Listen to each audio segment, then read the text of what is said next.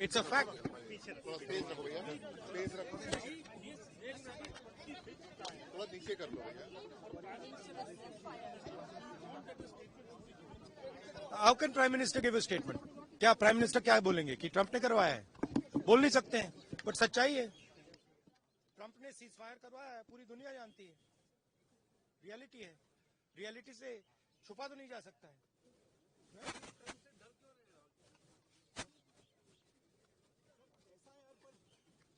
तो और ये सिर्फ सीज फायर की बात नहीं है, बहुत बड़े प्रॉब्लम्स हैं जो हम डिस्कस करना चाहते हैं। डिफेंस के प्रॉब्लम्स हैं, डिफेंस इंडस्ट्री के प्रॉब्लम्स हैं, ऑपरेशन सिंदूर के प्रॉब्लम्स हैं। हालात अच्छी नहीं है, पूरा देश जानता है।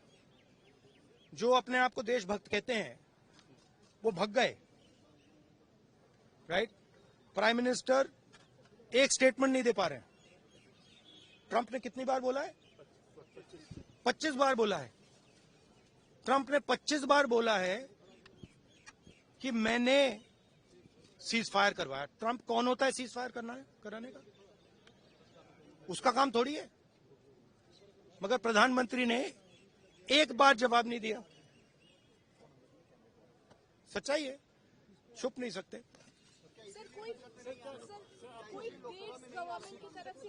नहीं, देखो डिस्कशन तो होगा, डिस्कशन एक्सेप्ट किया है, पता नहीं कब करेंगे। उन्होंने कहा है कि प्राइम मिनिस्टर के वापस आने से करेंगे,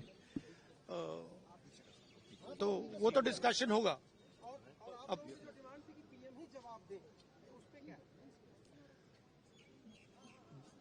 देंगे, बट पीएम का जवाब तो चल रहा है ना, ऑनगोइंग जवाब है।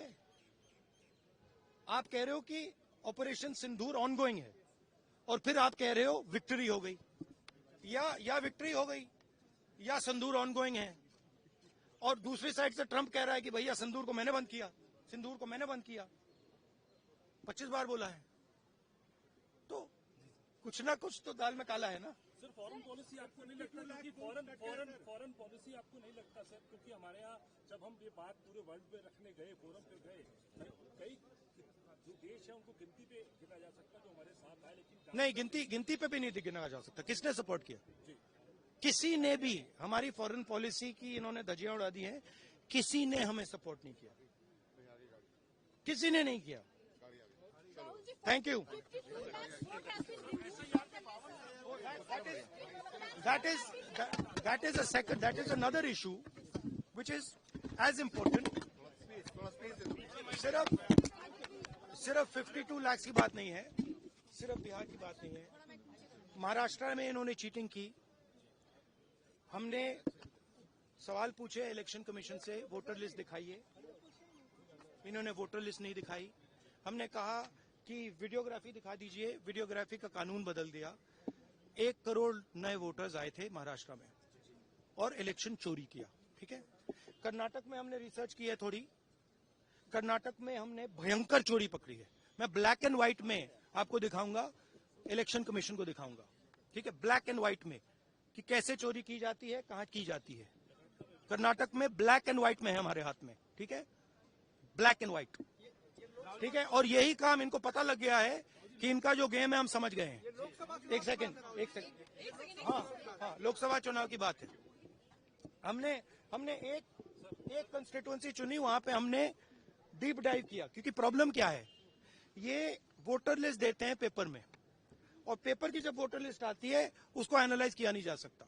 तो एक कंस्टिट्यूएंसी ने हमने पूरी की पूरी वोटर लिस्ट ली, उसको डिजिटल फॉर्मेट किया, 6 महीने लगे हमने, मगर हमने सारा का सारा मतलब इनका सिस्टम निकाल दिया है। ये कैसे करते हैं, कौन वोट करता है, कहां से वोट होता है, कैसे नए वोटर बनते हैं, पूरा का पूरा हमें मालूम है। चोरी का फॉर्मेट बदल दिया इन्होंने। नहीं, अब इनको समझ आ गई बात, ठीक है। और अब इन्होंने क्या किया है कि अब हम बिहार का पूरा सिस्टम नए तरीके से करेंगे, वोटर डिलीट करेंगे और नए तरीके से वोटर लिस्ट लाएंगे।